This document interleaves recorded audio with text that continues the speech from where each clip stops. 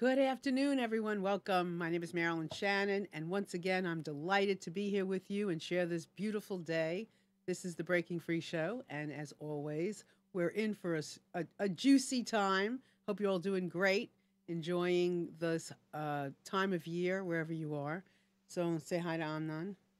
Hello, how are How you? I'm good, and you? Fine. How's your week been so far? It was lovely. It's a I've been. beautiful day outside. It's beautiful. I celebrated my birthday on Friday, and I'm still celebrating, so that's a good thing. Yeah.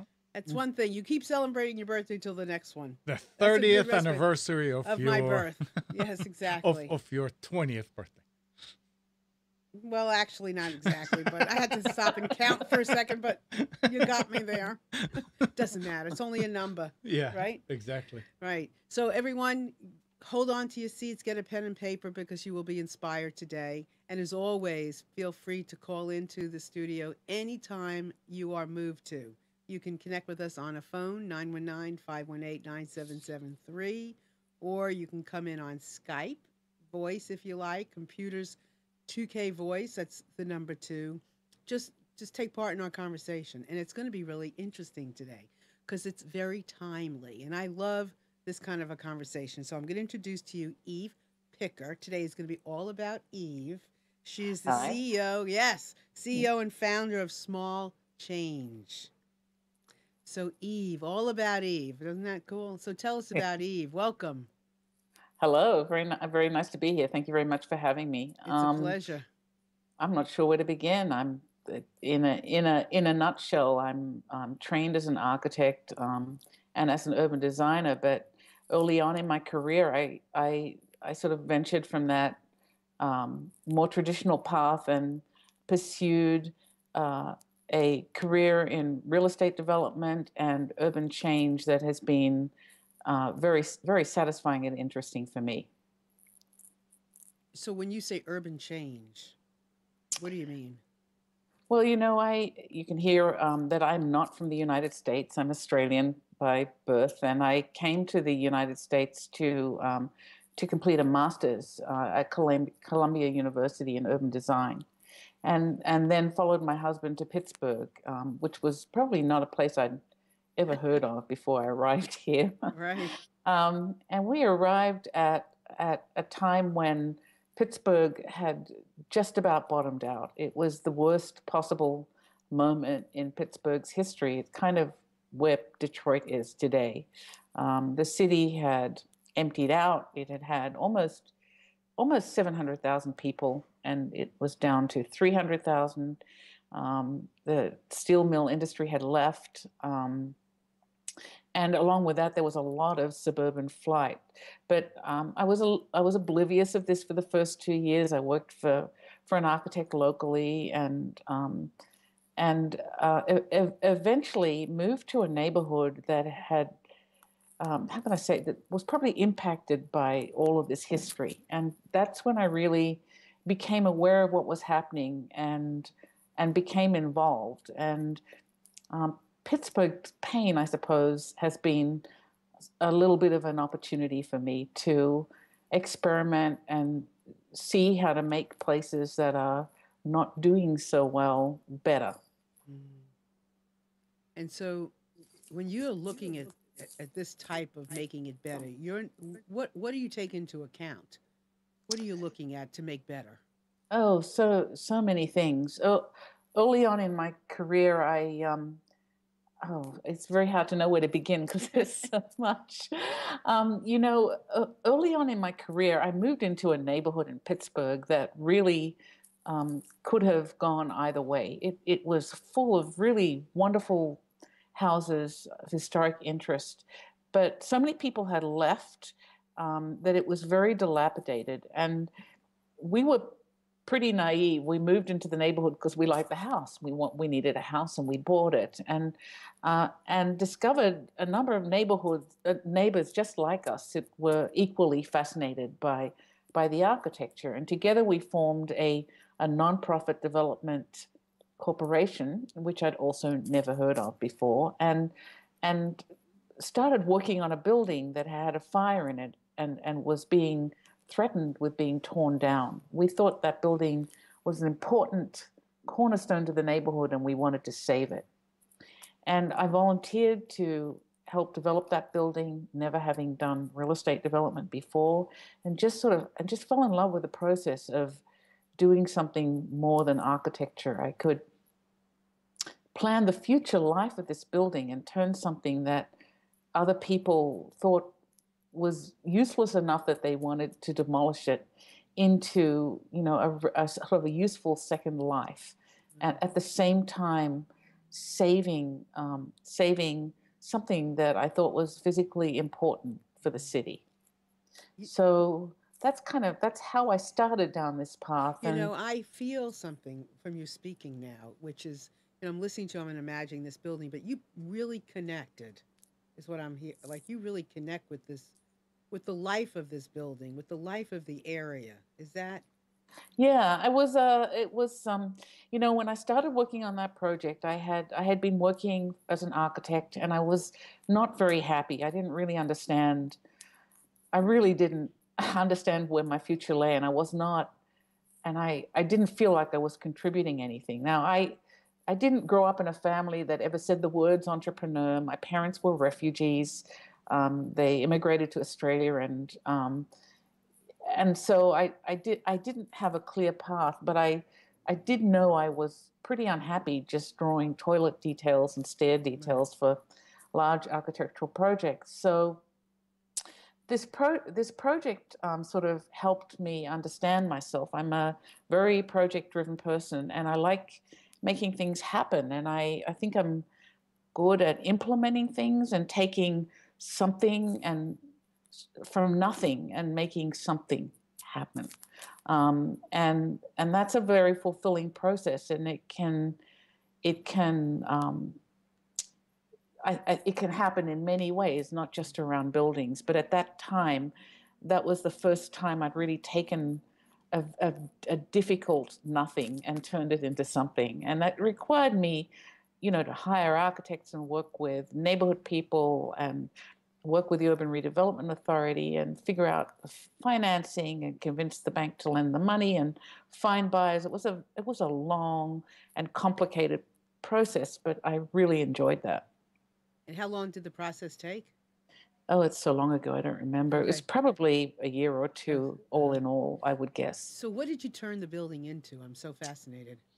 Well, it was a large historic family home. It was pretty large. I want to say probably 4,000 square feet. And we turned it into 3 condominiums, one on the first floor and 2 side by side on the upper 2 floors, which was also a difficult thing because I was told that banks would not lend money to homeowners that were in such a small condominium association. And I sort of had to forge on past all of that to make this work.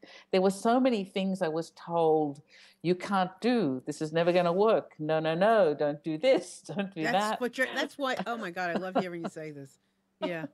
Yeah. And every time someone says that to me, I mean, I think if I'd listened to the no's, if I had listened to those no's all my life, I would have done nothing with my life. So it's not that I'm a cautious person. I'm very detail oriented, but I can't spend my life listening to no.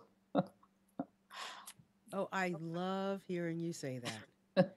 I mean, so everybody listen up here because I know so many of you are sitting on an idea, sitting on a concept, sitting on something that hasn't been done before. And that's a no in itself. You don't have to even, nobody even has to tell you anything. The fact that it hasn't even been done, kind of prompts people not to do anything. That's right. That's right. And then you bring, you share your idea, but somebody doesn't have the vision. It's not Oh, their there's so many people who will tell you not to do it. And they'll tell you not Everyone to do will it. tell you not to do it, and you can't. You've got to let it. You've got to listen to yourself and really believe in yourself. I think more than anything. And I've been very lucky. My husband, who's really not at all like me, and he's an academic and pretty conservative, I would say.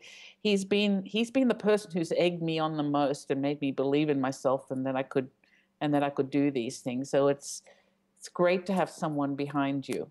Mm-hmm. And that could be right. That can be anybody. It could be a husband. It could be anyone. Yeah. It could be anyone. Yeah. Right. But the important thing is to find somebody who is a dreamer or a whatever you want to call it that that can see things happening.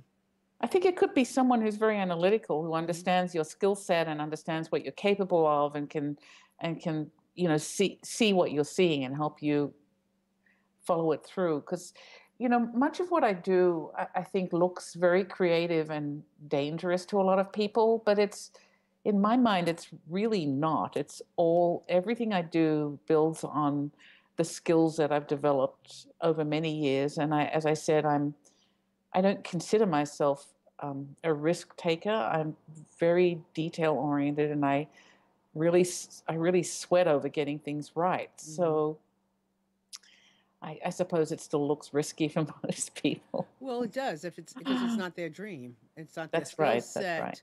That's the point. This is a very interesting perspective because like for me, for instance, everything I do is connected. Now, I might Oh, be everything's doing that connected. right on different Yes. platforms, where they come out in different ways, but the purpose, my mission is all the same, Absolutely, right? which is when we started the show, I think we had a title for me, Urban Change Maker, which we changed. But Yes. I use that title because if you look at my resume, it's pretty confusing to most people. For me, completely connected. I think everything that I've done has built on the thing that I've done before, and it's really in the end all about how do I make change in cities. That's really what drives me, and that's what really interests me. Exactly. And for me, it's how do I make change in the world, or how do I make change in a person? How do I help make change for someone so that they can make change in the on the Right, planet? Because I just believe so much in the possibilities, right? right. So I love this the way this conversation is going.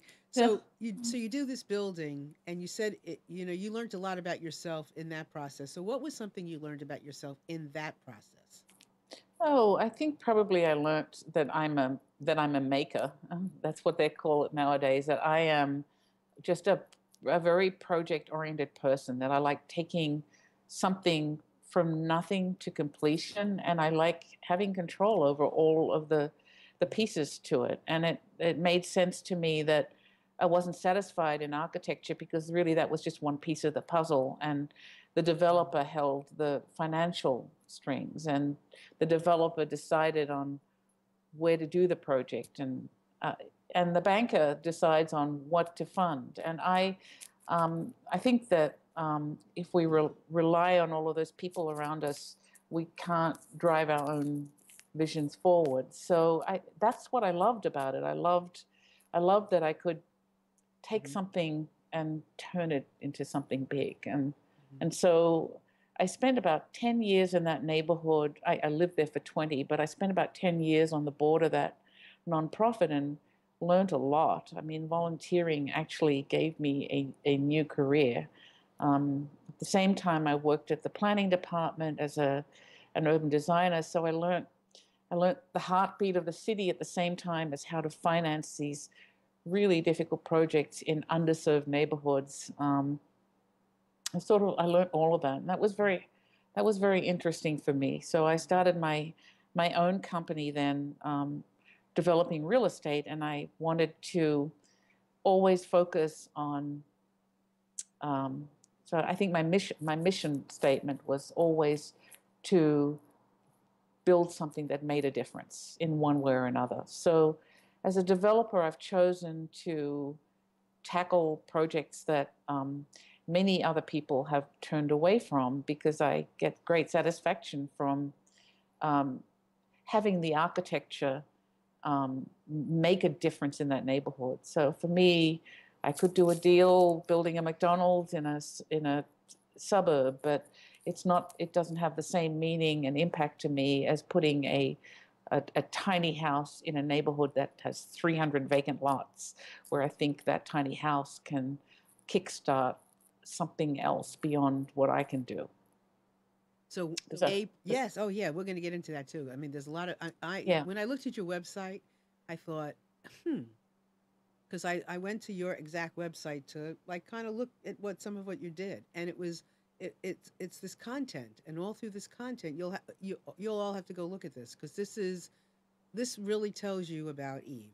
You go and it's all different links of all different, like sporadically placed, all different things that that she's doing, accomplished, and the whatever she's involved with. And I think it's honestly like a like a trip because it's all the things that she's been doing, done, and it's very interesting.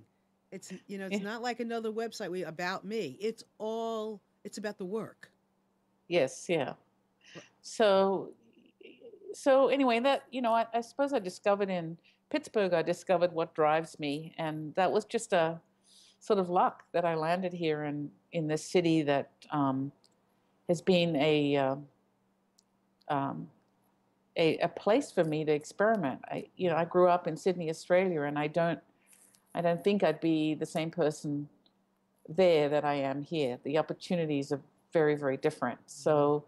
Um, the great thing about places like Pittsburgh and Detroit for people like me is that they could use all the help they can get. So That's a you good can point. go and try something. And when I moved here, also it was a very cheap place, a very inexpensive place to try things. You don't need deep pockets as a developer, as in the same way that you do in LA or New York. So it's just a very different animal. So that's kind of how I started, and I went from that. I built a portfolio of buildings as a real estate developer. I was the first developer to build lofts in downtown Pittsburgh. At a time when every banker told me I was crazy, no one would live there. That was very funny. It's now really turned into a neighborhood. Um, I like picking neighborhoods where no one else was because there were less people to tell me what to do. I love, but So, yeah, listen, this is great because this first of all, one person can make a difference. yeah, You just want to strategically place yourself, exactly. right? I mean, if you're going to put yourself in LA and then you're going to be faced with certain things. If you really want to, I mean, like I always say, I was born in New York. Can I have made it in New York? I think so. I do really think that I could have done it there, but I was meant to do it here, Right. and and I could do things here that I I was fortunate enough, whether even just having the show, Right. and things that I've been able to do. I totally agree with that. I've strategically used myself. Right. Right. And I'm sort of fascinated by people who choose where they go to live because that wasn't an option for me, and it also wasn't so common when I was younger. But I was in Pittsburgh and I had to be here. My husband is pretty famous in his world, and his department is ranked number one in the world, not just the country. So, pretty tiny department, pretty tiny field, difficult to move away. So I had to make I had to make the best of it. So, in any case, I sort of I've built a portfolio of buildings all in neighborhoods that no one else wanted to be in. And I've sort of really enjoyed making that impact. And Mhm. and then in the mid 2000s, when the bottom really fell out of the market for a couple of reasons. One, it wasn't just the banks, but it was also uh, I think the Bush administration had hacked away at CBDG funds, which are the funds that are funneled into these sorts of buildings. My buildings all were built with a mix of public and private funds. So the public piece of it sort of dwindled over those years, along with the private piece, and I could no longer make those projects work. Construction costs went up for all sorts of reasons outside of my control. China sort of sucked steel out of the country. New Orleans sucked wood down to the south. So construction costs skyrocketed, and we couldn't make those numbers work anymore. And I had started thinking about other economic development things that were of interest to me. So I helped to launch a publication called Pop City, which started to talk about things that were going on in the city at a time when very little was still going on. Um, but the newspaper was really only reporting on fires and bad news. And so we started reporting on small startups, restaurants opening, small things that were changing the city. I also founded and managed a speaker series for 5 years where there was a lot of discussion around these city centric things at a time when the city was just finding itself. And then I launched City Lab, which is a nonprofit, and City Lab is a do tank, not a think tank. Yeah. And I launched it after lots of discussions with people. I wanted to try some experiments for economic development change that really needed a nonprofit container. Mhm. So I wrote a line down based on what I just heard. So neighborhoods inspire you, and you inspire neighbors. I suppose, yeah. That's what I heard while you were speaking, and I thought, yeah, man, she's inspired by, she's I willing am. to, yeah, I'm right, inspired by cities, and I'm inspired by grit, and I'm inspired by vacancy and things that are not going right. I just really, I like the complexity and the mess of cities. Um, Clean cities are not so interesting to me. I like difficult cities that have potential. I think they're really interesting canvases to try things in. And Pittsburgh's been an amazing place to do that. It's funny because some of what I am involved with now is, I mean, I've always like conflict. I didn't used to like conflict, but when I really between people, but I love seeing people get along. I love helping people figure out, how to get along, and I did it through, obviously conflict. So I believe that, and I have this. I'm working on a book about men, and the name of my book is In Just One Afternoon, because to me that's all it takes. Just an afternoon to help something get right. And Yeah. so, and I hear in you, with what you mentioned earlier, and I wrote it down that what you do is around buildings, but the concept, the philosophy of taking something that isn't working, and Yeah. right, there's so much we can do around things that are not working instead of running away from them. Well, I think my best work is when I'm heavily constrained. I think if someone gave me a big open field and said, build something, I'd feel very lost. But give me a 16-foot wide sliver between buildings downtown, and that's when I find it very interesting because the constraints are so very real. Mm-hmm. So I think you're saying the same thing about Yeah. people. There are always constraints, but Mm-hmm. the constraints kind of give you a very interesting um, uh, platform to do things Yes, on. absolutely. I say, it's great because you're starting with something, Yes, right? You start with something, and you got to really think about this thing. And right. it's like a puzzle. It's missing something, or it's whatever it is, and there is a way to solve it. Yes, yes, that's right. And you are proof that there are ways of and cities. I mean, that's where we live. We Yes, live in these towns. we They live are in the these heartbeat of towns. people. That's right. That's right. So, a while ago we had, I believe, Jane Jacobs. Do you know who she is? Yes, She was on our show a long time ago. We talked about building, you know, working cities, towns, creating that, the buzz, just like what you did also with having a magazine. yes, That's brilliant. yeah. It was fun. That was It's fun. brilliant, focusing on the things that are working, not the things that aren't working. The Yeah, things and I that you, think the biggest success for that e-magazine was that the local newspaper started writing good news stories, yep, and they've continued to do that. So, but then Pittsburgh now, 10 years 10 years later is vastly different. In 2005, I could count on my hands the number of things that were going on, and now it's just exploded. We Mhm. were ranked number one food city in the country by Zagat just last month. It's a little crazy. Uh-huh. So very different place. And you had a lot to do with it, and that's the Well, power of some. us. I don't know about a lot, but a little Well, bit. whatever that little bit looks like, Yeah, if it's the thing that makes it go, and we all have that ability to do it somewhere with something. yeah. So So more recently, yeah, I've been working in a neighborhood called Garfield, which is a very underserved neighborhood. And I've been doing this work with my nonprofit, City Lab.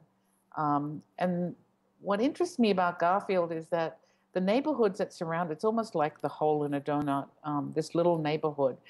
All the neighborhoods that surround it have had more economic development than anywhere in the city in the last 10 years. And we're talking about a mile away, a Whole Foods, Trader Joe's, Target, Google's biggest offices just getting bigger and bigger, tech shop. I mean, there's thousands of brand new high-end units being built. This neighborhood is surrounded by investment, and yet it remains largely African American and very blighted. And there is a really good community development corporation that has worked in that neighborhood for 30 years. But I became really convinced that they're really hampered by the tools that they have, which are really pretty simple. One is affordable housing, and the other is social services. And those are the tools that's where they get money. That's how they can keep the neighborhood afloat. But I became pretty convinced that while keeping the neighborhood afloat, those tools did nothing to project it forward. And so we started this experiment that we call the 6% Place, which came out of a white paper that a think tank called CEOs for Cities wrote. I don't remember exactly when, maybe 2006, 2007. But basically, they plotted creative workers as defined by the census in some major cities and looked at how they behaved. And creative workers are a very small class of people, probably 3 to 4% of the worker population, and they're sort of the leftover group. They are artists and architects, but they're also media people and sports people and cartographers and sort of a weird group of people. And they found that these people had interesting characteristics. A much larger group of them are freelancers. A much larger group of them want to live close into cities. And when you have a larger group of them in a place like the East Bay area in San Francisco, then a lot of other people want to live there. So it looked to us like this group of people, creative workers, created an economy around them.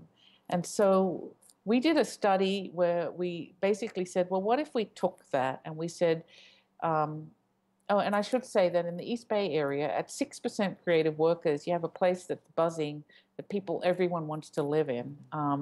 So that's where the 6% Place came in. We said, what if we just focused on that criteria, and what things can we do that would drive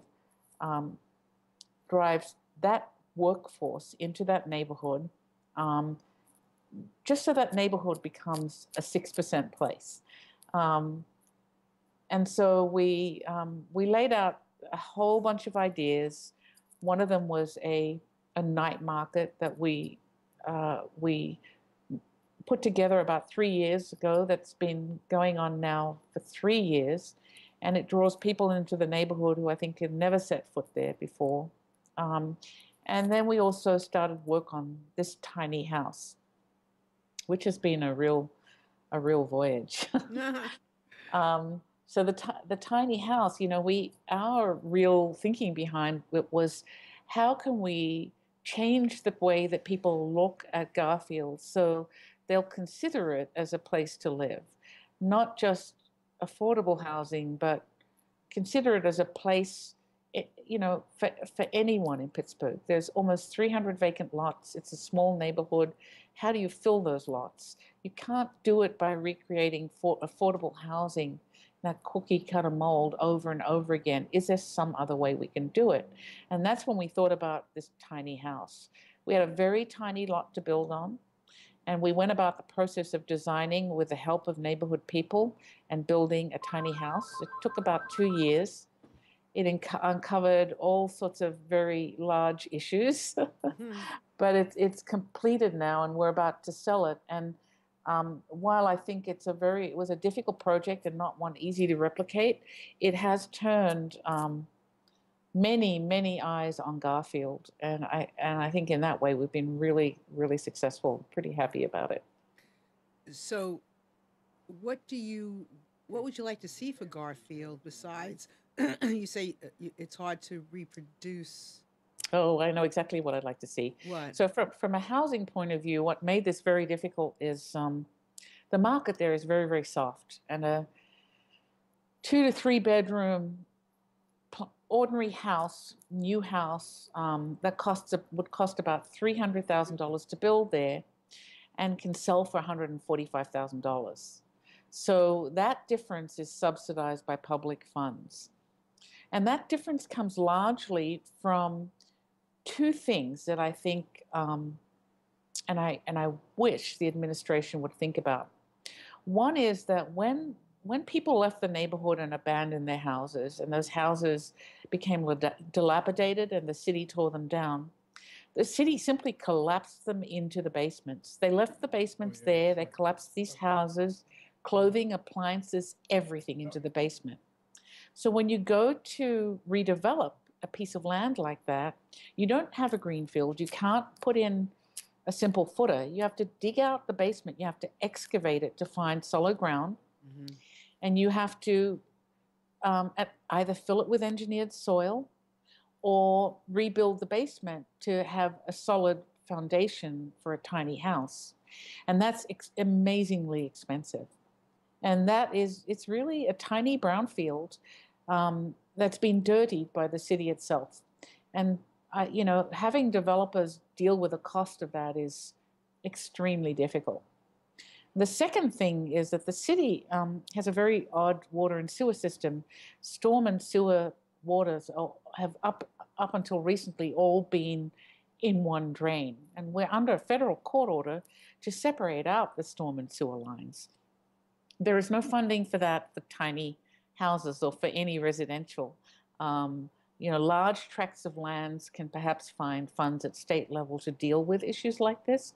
But for a one-on-one, like a single family house on a piece of land that had a house on it, you have to excavate out the land, and you have to dig a trench all the way across the street to tap into the water and sewer lines, even if a pipe exists right on that lot, right where you can tap in.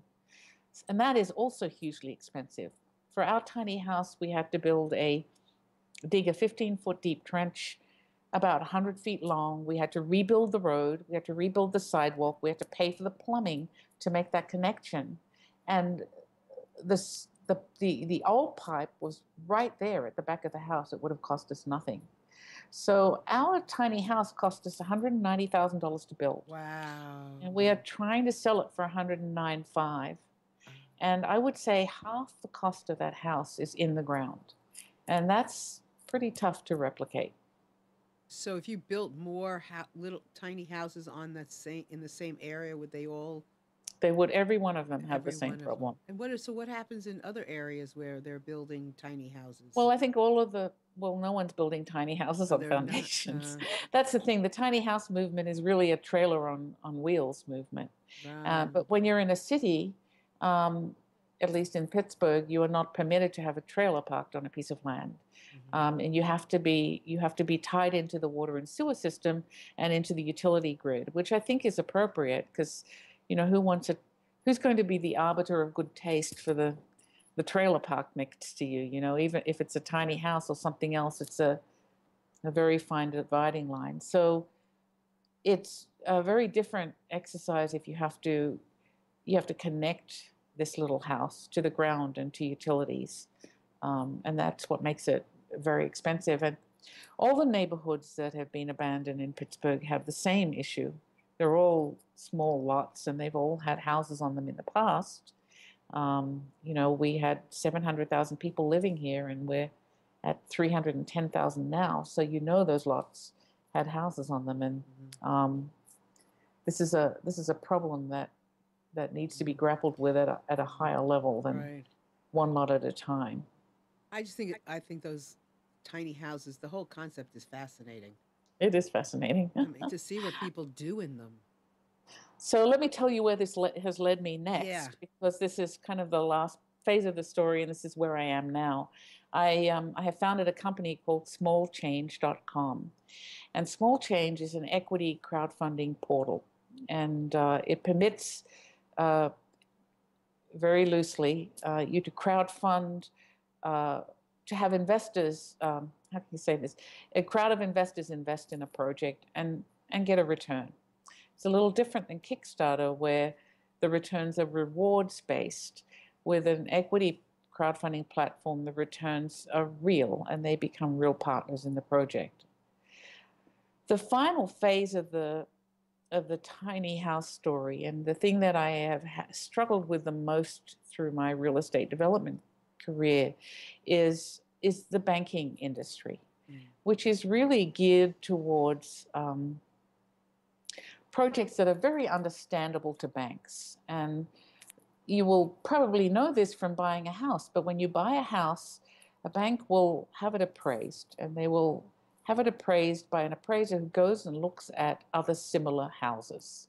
And that's what will determine the value of your house, and that's what will determine what the bank will lend you. A bank won't lend based on what you say the value of the house is or what your agreement of sale says. It will lend based on the value that that appraiser determines.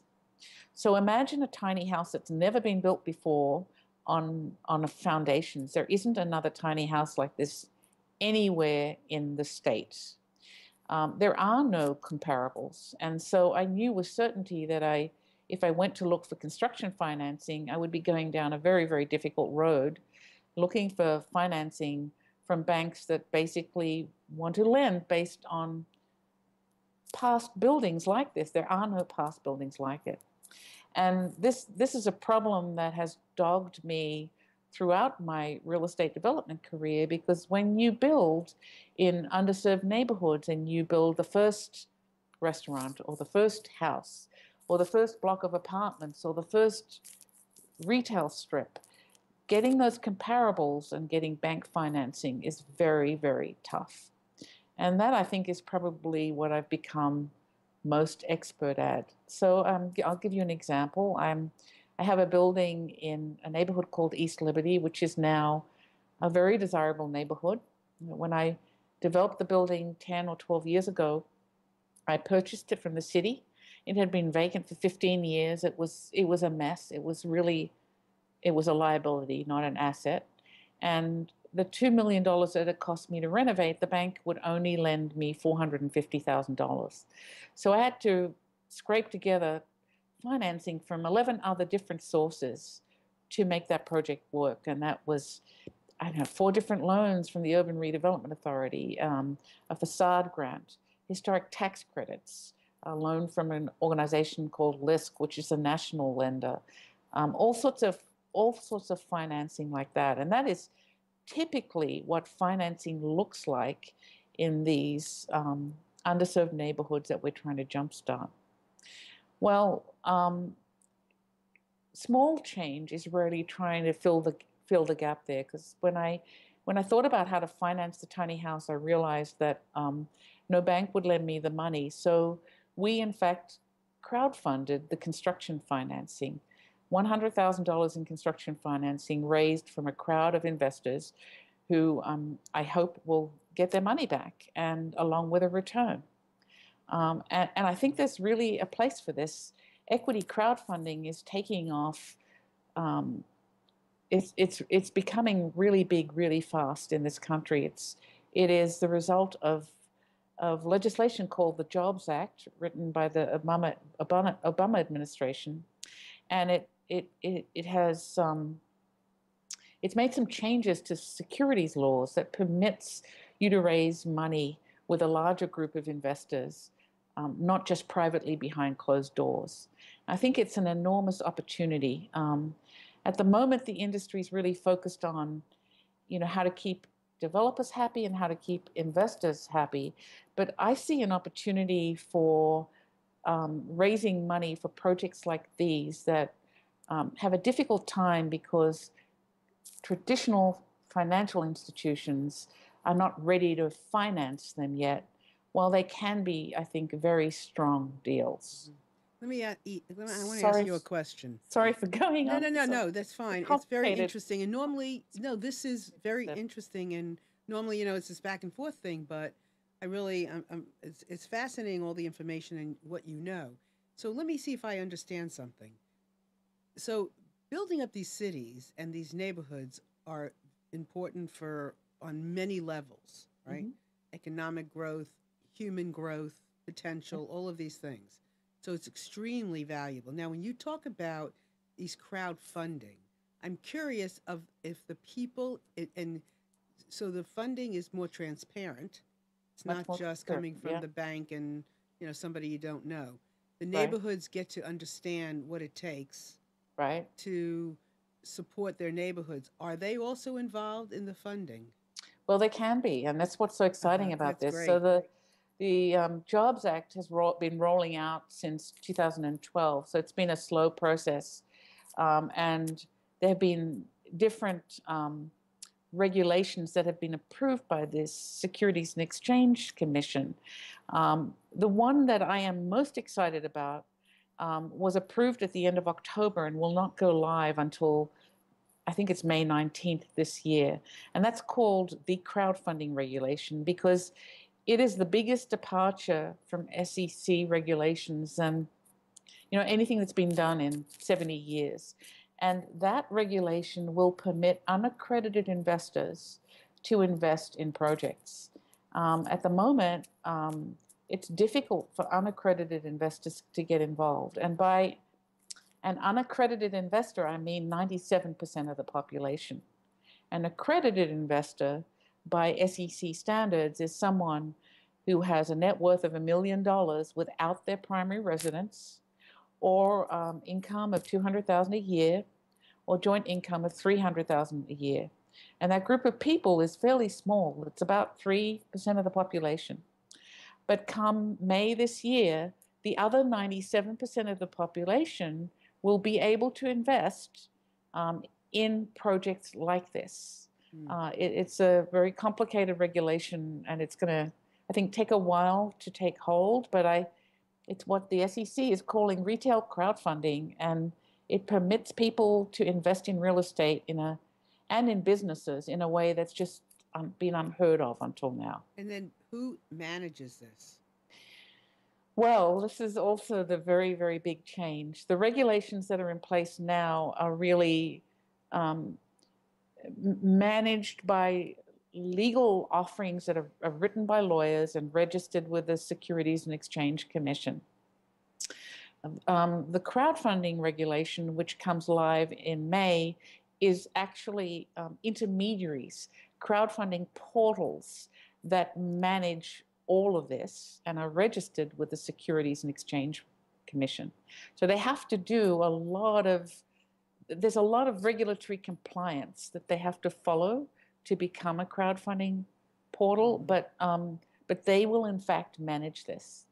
Just the way that Kickstarter manages a crowdfunding raise, Small Change will be able to manage a crowdfunding raise for a building, but I have a lot more regulation I have to follow than they do.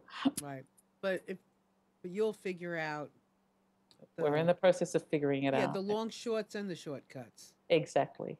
There's probably no shortcuts. Yeah, it's fascinating because honestly, it's one of those things you sit back and go, but of course that makes perfect sense when people when you can, when people have a connection.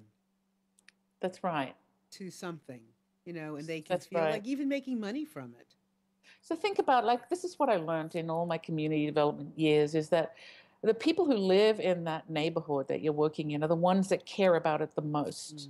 And they want to be engaged. Many of them want to be engaged in that process. And until now, engagement means, coming to a community event where the developer tells everyone what's going to happen. But now imagine that a building's going to be built and you really want it to be built, and you can invest $1,000 to make it happen. That's a pretty amazing shift, I think. Yeah. Will there be a minimum of what somebody can invest? It's really up to the funding portal what minimums that they they decide on. It could be low, it could be $100. It's really about, um, I can't say what the minimums will be on mine yet. I'm going to try and make them as low as I can, but it's really about uh, all the regulation that we have to follow at this point and how we're going to manage it. So the lower the minimums, the more investors there are, and the question is how do you manage them? Yeah. I think there's a lot of questions to answer, that we're in the process of figuring out, which this is probably the biggest challenge of my life.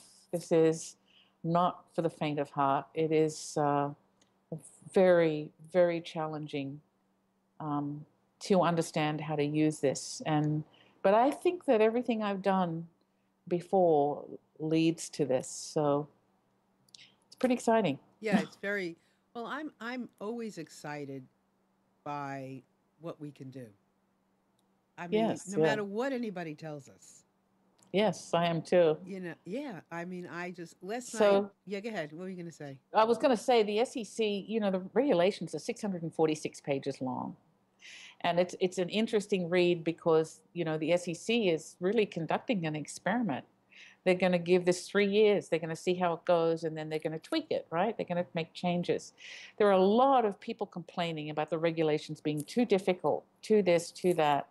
I think if it's such a huge departure from what's been done before, I actually think they're appropriate. They're appropriate regulations, and yes, they are hard, and it should be hard. It's, And so yeah, and it happens that way. You depart the departure from the norm to something that's extraordinarily different.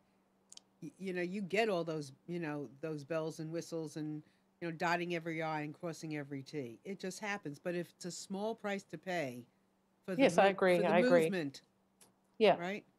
yeah. So now you'll be able to invest and not just get a T-shirt or Uh-huh. or something else in return. You'll actually, and the other thing that's exciting about this, I think, real estate investment um, has been dominated by very, very few people. Even in the accredited investor group, you really have to know someone to be able to invest in real estate. So I think this offers an opportunity for everyone to diversify their portfolios, Mhm. and to help their neighborhoods and to help their cities. And it's a great thing. I'm very excited about it. Yeah, and I think it gives us all like you said, opportunities, but makes us all matter. Yes, that's right. And that's what's important. And we do. I mean, I was listening last night during the Super Bowl, and I don't know, they were singing the national anthem and America the Beautiful, and we can argue all day long, but we really do have the makings of pretty much and everything, as long as we don't buy into everything. You That's know, right. you, That's right. and that's I mean, this is a break-and free kind of concept, because I always say this: we do not have to.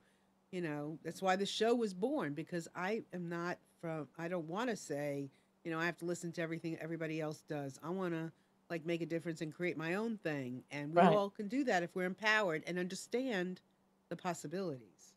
So interestingly, my daughter years ago told me that I was an INTJ on the Myers-Briggs scale. In fact, our whole family are INTJs, and so I looked it up on Wikipedia, and it, it is a completely perfect description of me, Um, so I think the Myers-Briggs actually may be a really good way to find people who are willing to break So, free. so what is your what is the description Oh, of I'd you? have to go back to the Okay, so what Myers-Briggs now?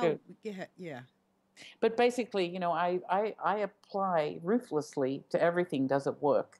To social norms, projects, anything. I really need to understand if it works. And I think I'm uh, not constrained by social norms in a traditional way. For me, it's just who I am. I Mhm. don't feel like I'm different, but I'm told I'm different over and over again. Um, and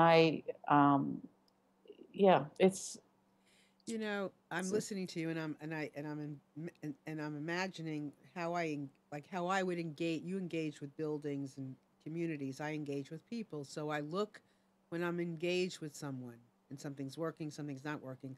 I ask a lot of questions to try to Hmm. figure out where is the screw loose? Where is Yes, something not working? that's Because right. once I can figure that out, we can make a difference, I think that's right. Yeah, right? I think that's right. Mm. So so who are you instrumental in creating this retail crowdfunding or Oh no, no. okay. It came to me. I mean, I heard about it. Someone brought me the idea. Actually, it was in 2014. So it had been written for a couple of years, and the first piece of it had just rolled out. So no, I'm a little bit Okay. late to the party. If anything, I'm not late to the party with regulation crowdfunding. I want to be one of the first portals that uses that. But there is an industry that's been growing for a couple of years around some of the other regulations that were created through the Jobs Act. Mhm. JOB stands for Jumpstart Our Business Startups. So its purpose was really to find a way to free up capital for small businesses, because kind of we all know that small businesses are really started with credit cards and friends and family, and that very, very few people have access to venture capital. Very few developers have access to very large institutional funds. So where, the purpose of it was really to find a way to bring more friends into the equation, right? Right. Right. Right. Like neighborhood incubators. Right. So there is Mhm. a growing industry that's now 2 or 3 years old that has been using Regulation D in particular of those new regulations to crowdfund for real estate and business growth. But this next piece of it is brand new. Mhm. So yeah, and I've been, Mhm. building the business for over a year now in preparation for that. Yeah, it's the cherry on the cake. Yeah. So Chris, who is our associate producer, she sent me a quote, and it's Okay. by Jane Jacobs. And cities have the capability of providing something. Oops, something for everybody, only because and only when they are created by everybody. I think that's right. Yeah. That's perfect. Yeah. So we all have a purpose regardless of where you are. And so what would you tell people that are listening, regardless of who they are, about getting involved and the power of being involved, finding that Oh, thing. I don't know. No, gee, what would I tell people? Sometimes it's excruciating getting involved. It's really not very pleasant, but um, I think the squeaky wheel gets heard, and so if you really want to have a voice in what happens, you've got to have a voice. If you don't say anything, you can't if you don't say anything, and if you're polite and sit back, then your voice is not heard. And I think you'd be surprised at how many people do that. And it's a shame, because I think those polite, quiet voices are sometimes the most rational ones with the best ideas. So, when I worked for city government at the planning department, there were definitely some squeaky wheels, and we all learned you dealt with those first, because otherwise they would keep popping up and squeaking again. Right. So the people who made the most noise get the most attention, without a doubt. That's for sure. We all Yeah, see that, right? But yeah, that's right. right, but when you've been observing, you do have a lot to offer because you've That's been right. kind of Every connecting the every dots. everyone has a lot to offer. I Everybody, mean, I think everyone has a lot to offer, or right? something to offer. Something. Every idea is worthwhile. Right. And I believe this is a time in our existence when it really is up to everybody to participate. That's right. I agree too. Yep, beyond a shadow of a doubt. So so is there something you need or want from this audience? Oh yeah, I want investors. Okay, tell them. I want everyone to go to smallchange.com and sign up for emails and open an account and to consider investing. It mightn't there mightn't be anything there for you right now. We actually just closed our first offering. We're going to open another one soon, but it will be only for accredited investors. We won't be able to have an offering for everyone until after middle of May. But I'd like you to stay in touch and watch us and consider investing some money in our platform. This is a really amazing way to make a difference. And if you live in a city that has a developer doing things that you want to support, tell them to contact us, because we're looking for projects as well. At the moment, we are working on a couple of offerings in Pittsburgh, but also looking at some projects in New Orleans and another one in Charlotte. So we will be going national, and there are developers all over the country doing these incredible little projects that need to happen to make cities better.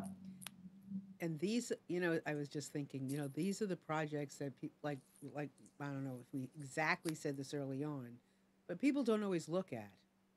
That's Right? right. They're kind of missed, and yet they offer so much. Well, some of them are not missed, but if people understood how hard it was to get them to happen, they're so hard to happen. I'm going to talk through one of them that I think is just spectacular. So this developer in Charlotte met me when I was on a panel there maybe 6 months ago, and he works for a large nonprofit housing developer, and they build affordable housing in a neighborhood of Charlotte, which is the land of banks. I think we all know that's where there's lots of banks in Charlotte. And it's a food desert. They have a vacant piece of land, and they decided to purchase this beautiful little historic diner that had been shut down and move it onto a vacant site that they have in the middle of this neighborhood they're building. And they're going to add on a kitchen to it to make it larger. And they have a restaurateur that's been has a business. He's been operating for a while, very successful, and he's grown out of his space. So he's ready to sign a lease. They cannot find a bank to finance that project. They can't find a bank in Charlotte to finance the project because it's the first of its kind in this neighborhood that is a food desert. And yet, the developer is excellent. The project numbers make sense to me. They have an in-house construction company. They have a restaurateur that has been in business. It's not a startup, so he has a track record. And that's not enough for a bank because there isn't something exactly like it. And so we will be doing a raise. I don't know exactly what it's going to look like, but we will have an offering for this project. I think it's exactly the right sort of project for us to help. So in Charlotte, are you looking for? So what are you looking for in Charlotte? I wasn't looking in Charlotte. Okay. This guy found me. I actually went there. I spoke on a panel, and we talked afterwards, and we stayed in touch. But at this point, now that you've been found, is there what? Because Charlotte's, in North Carolina, we're in North Carolina, but are you looking for something support in Charlotte, or do you have what you already need to help this happen? Oh, I think I have what I need. Okay. We'll do underwriting for the project, and I know how to do that, and I understand how these projects work. I'm looking for good developers like that everywhere, all over the country. Gotcha. People who are, I think, not just starting out, have a track record, are willing to tackle these really difficult things, and understand how creatively they have to think about financing them. Well, listen, you are amazing. Thank you. No, seriously, you're welcome, but you really are, because it's not very often, when I go into a company to do work, doing organizational development, whatever, I used to say, give me the worst team you have. Give me the hardest department you have, or the department you want to make the most money from, and you're losing money. That's what I want, because I understand the human dynamics. You understand building and community, and I think it's fabulous. And we all, come together to do this. We can change things. Yes, I really do think we can. No, there's no question in my mind. So let me give you. So go visit Eve Picker, PICKER.com, That's and correct. and check out her website. Look at the projects she's working on. Look how she expresses herself in there, because I think that's also part of who she is, and the faith that I know we can have. Just by listening to her, you'll know what I'm talking about. Her philosophy, and there was also an interesting TED talk. Oh yes, my bottom up talk. Yeah. So you can see another bit of Eve on the TED talk. So Yes. Eve, I want to thank you so very much. The hour is over. Well, thank you very much for having me. It's been a lot of fun. It really has, and we're going to connect about this other possibility as well.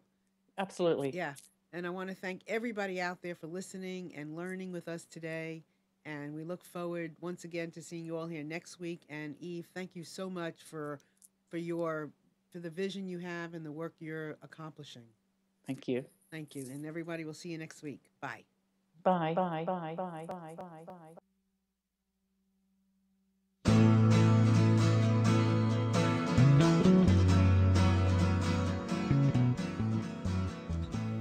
You're tuned to the Nissan Communications Network.